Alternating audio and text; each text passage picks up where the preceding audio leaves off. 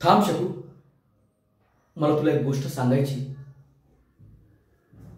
याआधी खूप वेळा प्रयत्न केला, पण धाडसच झालं नाही.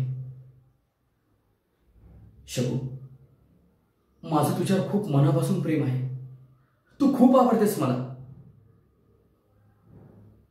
का असं का बघतेस माझ्याकडे? तुला असा प्रश्न तर नाही पडलाय ना की मीही इतरांसारखा तुझ्या सौंदर्यावर भाळलोय? नाही शकू, नाही. मी तुझ्या दिसण्यावर नाही तर तुझ्या असण्यावर प्रेम केलंय, तेही तुझा सच्चेपणा पाहून. शकू, तुझ्याकडे कोणी वाईट नजरेनं पाहिलं ना तर मला खूप राग येतो त्याचा. असं वाटतं की मारून टाकावं त्याला. आता तुला असा प्रश्न पडला असेल की चंद्रकांत तुला खूप त्रास देतो, तरीही हे सगळं पाहून तू इतका शांत कसा? आईच्या वचनात बांधला गेलोय मी.